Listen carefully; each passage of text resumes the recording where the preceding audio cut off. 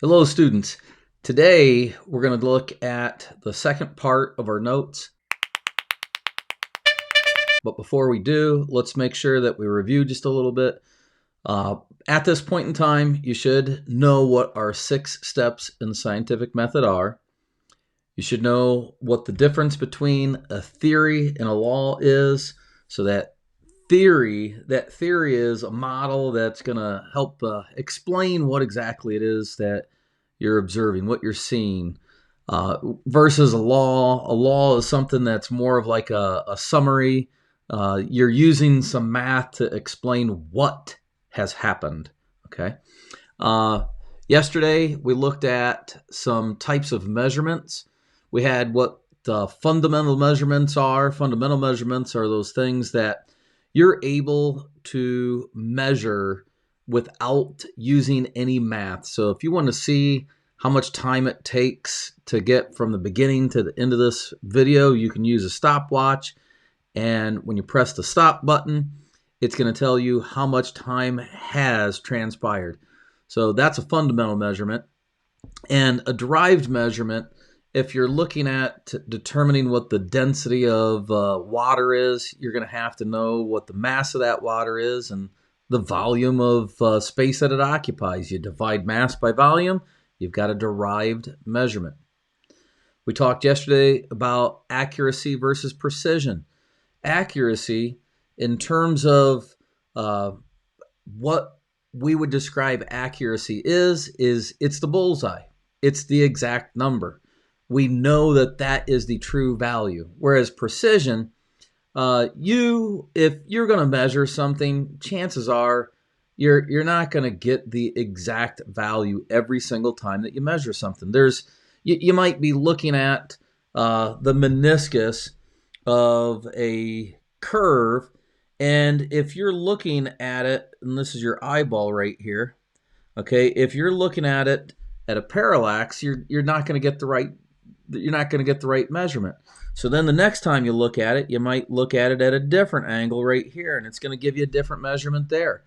So if we look at how reproducible your values are when you're recording something, that's referring to our precision. How repeatable are your measurements?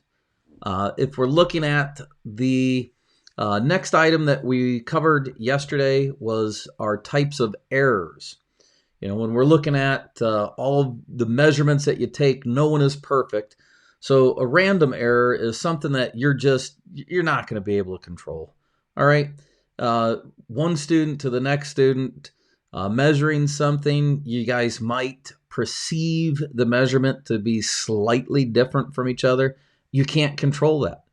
Whereas a systematic error, if you don't zero out that triple beam before you use it, well, you're going to be off by the exact same amount every single time. Random errors aren't like that. Random errors, you can't take and say that it's going to be off by the same amount every single time. You just can't, because one person viewing it and another person viewing it, they're going to see it just a little bit different. All right. Now, the percent error is to help identify how far off you are from what the true value should have been. Okay, and you had a little bit of math problems with that too. So hopefully you didn't have any problems doing those math related problems. So let's get on to today's stuff. Today's stuff, we're going to talk about those numbers. I didn't take much time out of the percent errors to work with significant figures. What significant figures are is it's going to help to identify where your instrument was able to measure to with what precision. Okay. So how many calibrated markings do you have on your instrument? Is your meter stick measured off every meter, every centimeter, every millimeter? All right. Those are going to give you different values associated with it. It's going to give you different levels of precision in your measurements.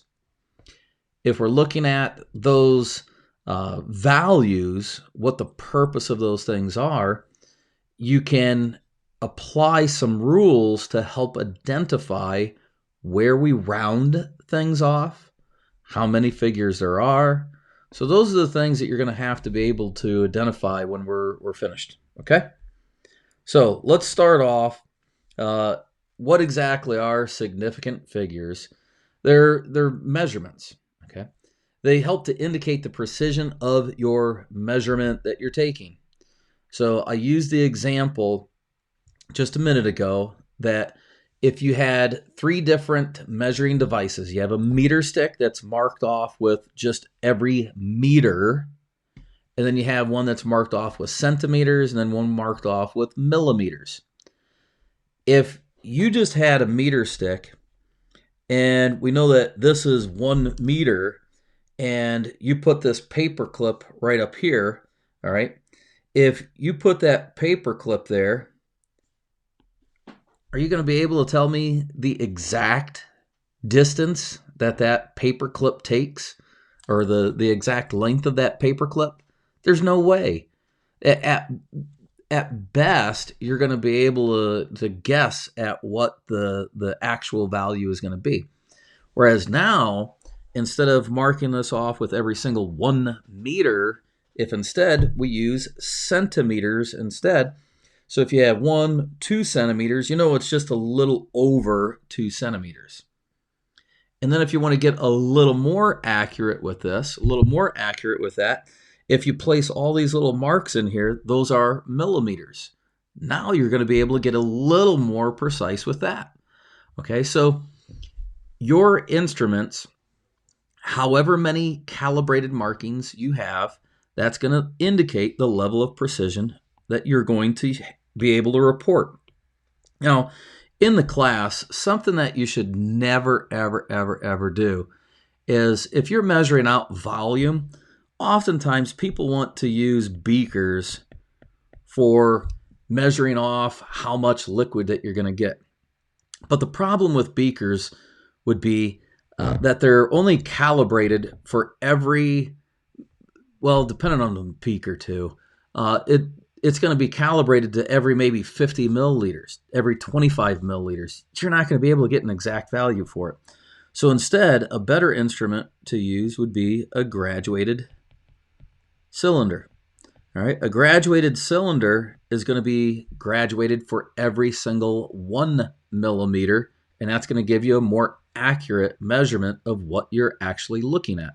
Okay, so down below, when we're trying to identify what the length of this paper clip is, we'll zoom this thing in here.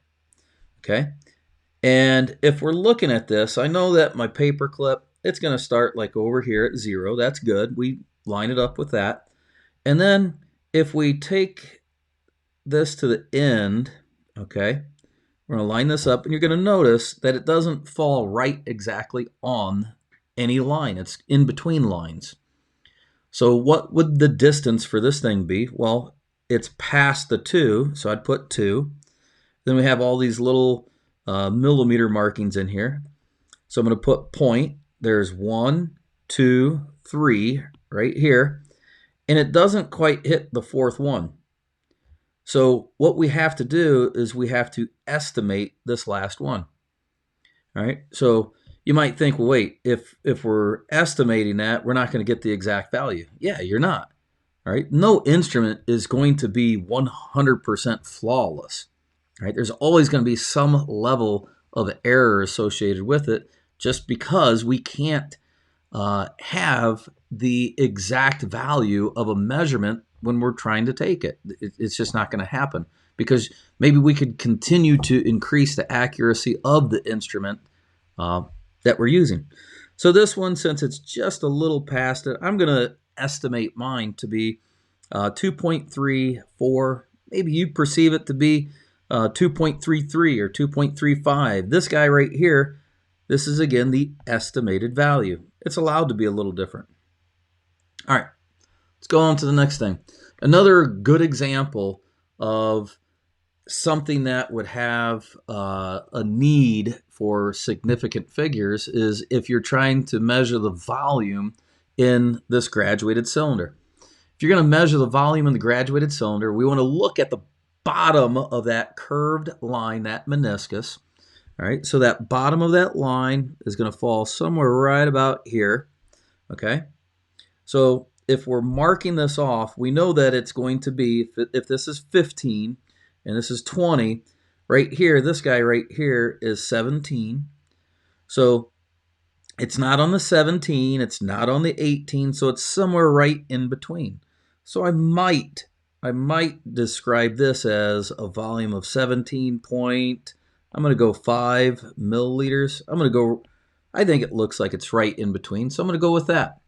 All right. So at best for this one, because of the markings where they're at, the best estimated value that you can come up with is the 10th position right here, because it's graduated for every single 1 millimeter, so we have to estimate that one place past that calibrated marking. All right, let's test our use of these ideas so far. If we're looking at this line, we can see the marking. It's in between the 1.6. So if we have 1, 2, 3, 4, 5, 6, and that's 7, it's somewhere right in between there. All right. You can't take and identify exactly where it's at in between those 2 points. So what we have to do is we have to guess at how far it is into this. That's our estimated value. All right. So I thought when I was looking at this, it looks like it might be maybe a 1/7 of the way through there. Okay. So if we're looking at that, I might describe that as 1.67. If you looked at it and you said, well, no, Pullman, I think that this thing right here, that looks like it's more like a 6.8. Maybe that's okay. It's an estimated value. All right. It's not an exact value. So what would you describe this one as? If you're looking at us measuring a piece of wood here, what would you say that the measurement would be? Would it be a 0.4 or 4.5 or 4.54 or 4.547? Somebody might look at this and say, well, geez, I'm going to take and try to be as accurate as I can, and I'm going to go with this one here. You can't. You can't. Your instrument doesn't measure to that number of places. So let's see what it should be. I know I see a 4. All right, so that's good. I have the markings right after that. That's the 10th place value. That's good. So what I can do is I can estimate one place past these calibrated markings. So the one place past it right here, if we zoom in, that looks like it might be, actually now that I'm looking at it, maybe it looks like it's a little more than 4, but this guy right here, that's the estimated value. So that's your best option, okay? So let's look at the number of values we are going to consider to be significant when we're measuring our lengths, our volumes, our masses. Our first rule is that we count all the numbers, okay, all the whole value numbers that we see, we count them, they're considered significant, but leading zeros. The leading zeros before our whole value numbers, they are not going to be significant. And then trailing zeros without a decimal, they are not going to be significant. So we're going to see some more details on this in just a minute. Okay. So as I said, rule one, all non-zero integers, all non-zero numbers, 1, 2, 3, 4, 5, 6, 7, 8, 9, all of those values, if you see any of those, they're significant. So if I see it, obviously I measured it, right? So here I have 1, 2, 3, 4 digits. So I have 4 significant figures. Second rule, leading zeros do not count. Now, somebody will look at this and say, well, geez, I see the 0 there. Why isn't it significant? Well, let's take a measurement here. If I say that something is, let's say 1 meter in length, if something is 1 meter in length, all right, we measured it. Now I just change what unit I'm using. If now I change it to kilometer, my decimal point is going to move to the left 1, 2, 3 places. Okay, so that means that my measurement now is 0.001 kilometers. Did the length of your object change at all? No, but those zeros beforehand are now present, so obviously they aren't significant. All that is I changed my unit of measurement, causing an addition of those leading zeros. They didn't change the distance that I measured, just the unit.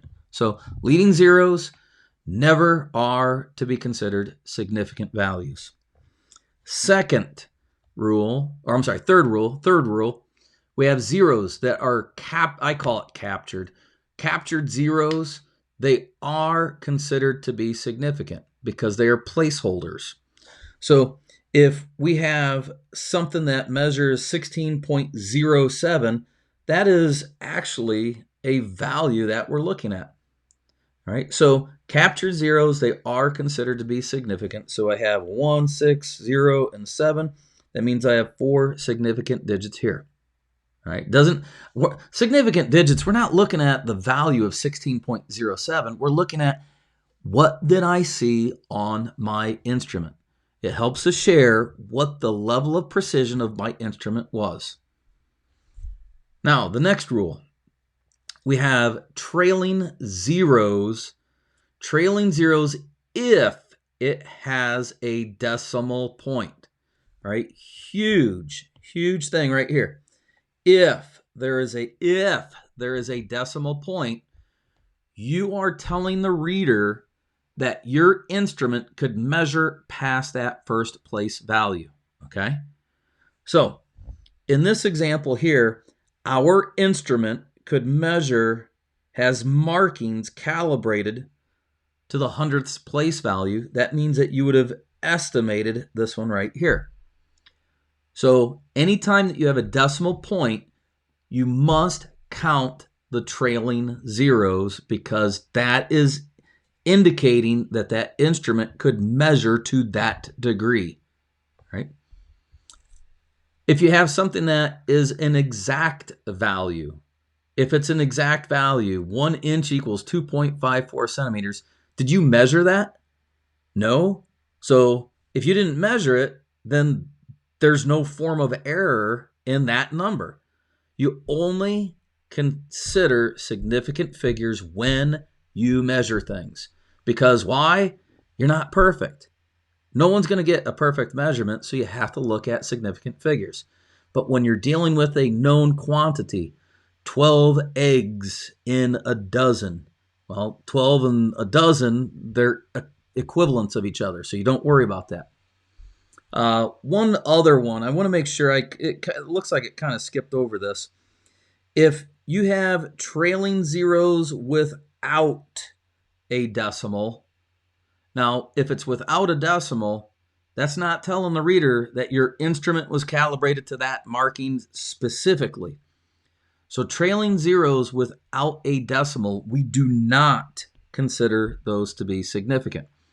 If you want to say that those are significant, if you want to say that your instrument would be able to be measured to the tens place value in this case right here, you'd say 2500, and then you put a decimal point right here. Then we would count these zeros.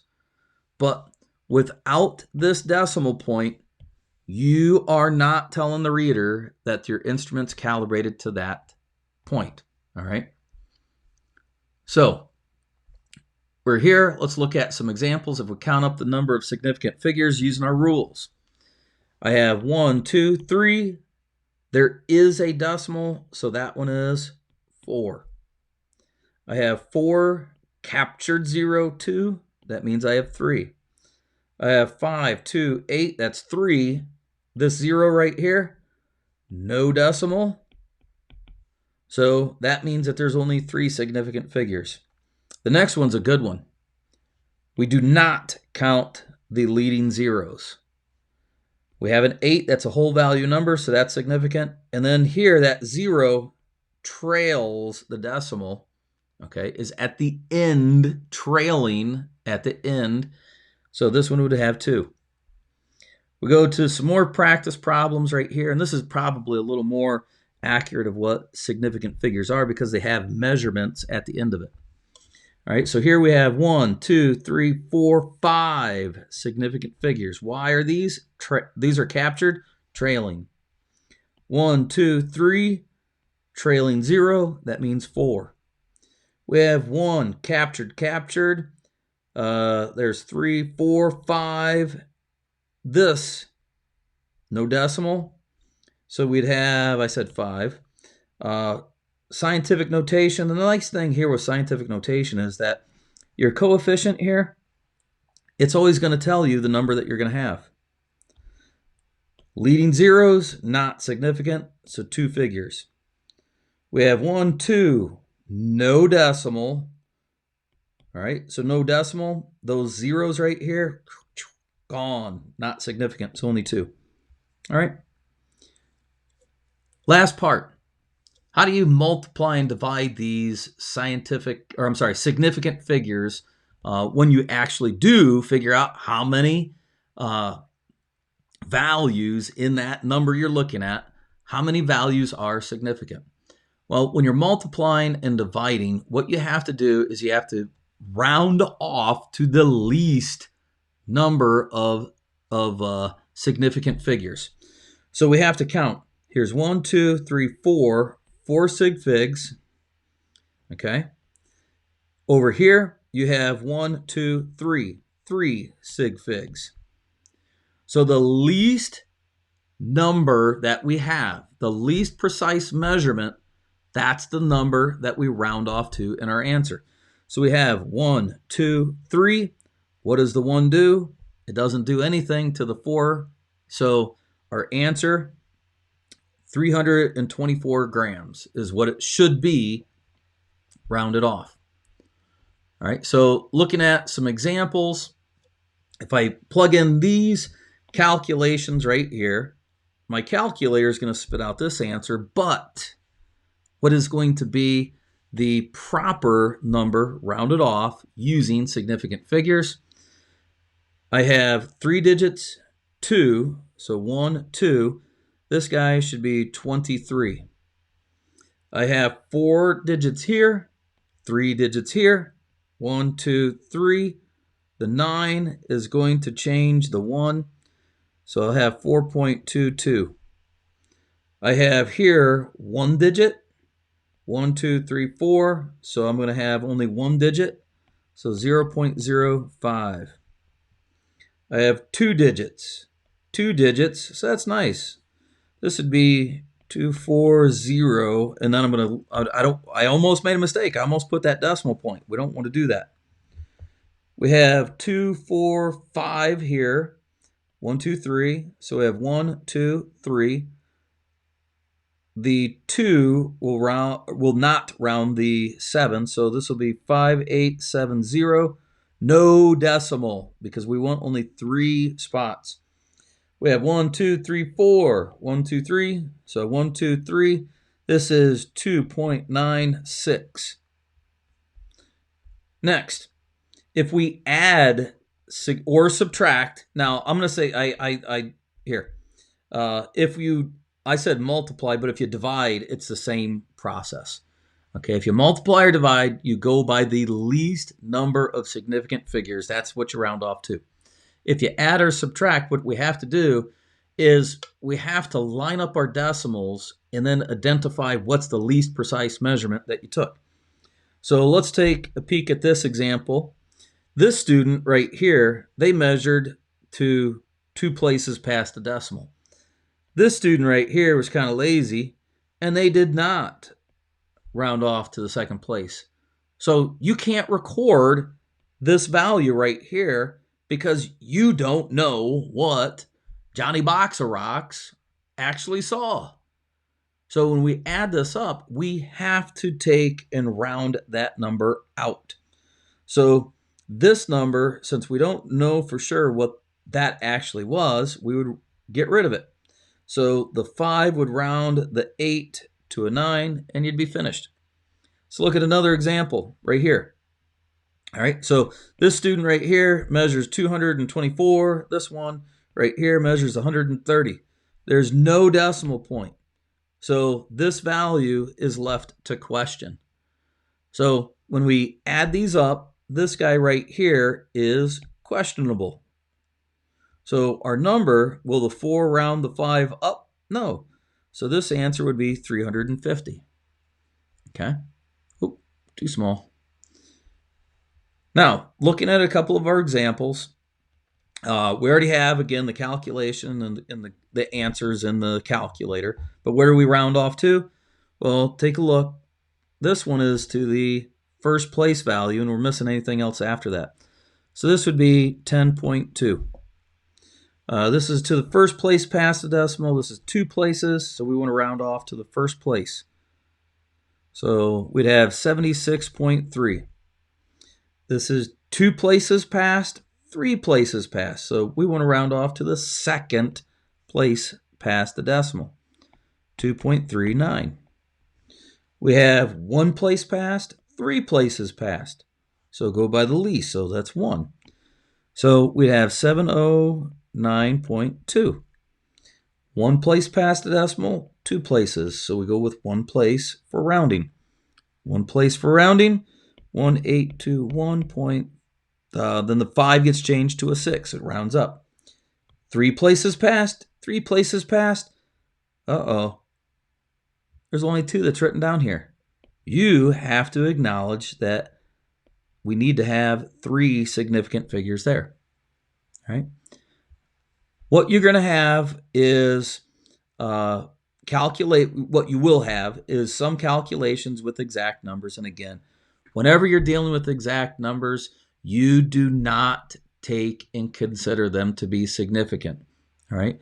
So when you're multiplying or dividing something out, what you have to do is make sure that you are using the number that would have some level of error associated with it.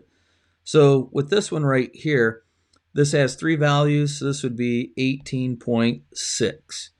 15 students. Is anybody going to have a half of a student? No, that's going to be an exact number. So you can't take and guess at what that would be. You just, that's an exact value. All right. We have some sample problems right here. It looks like I've already done the work for you. We have 2, we have 4, so that means you round off to the second digit. So 2.4. Adding and subtracting, here's the first place past. There's 1, 2, so the first place past is where we round off at. So that's why that is 18. Okay. What you're going to have now is some sample problems, some questions related to significant figures. There's not going to be a help video for these because these, you just have to identify numbers. Okay. But when you are finished with it, you are going to need to fill out the information on Schoology. So you do have to do that. If you do have some questions, make sure that you ask. Okay. Don't just guess at them. Ask if you need some help. All right. Good luck with them.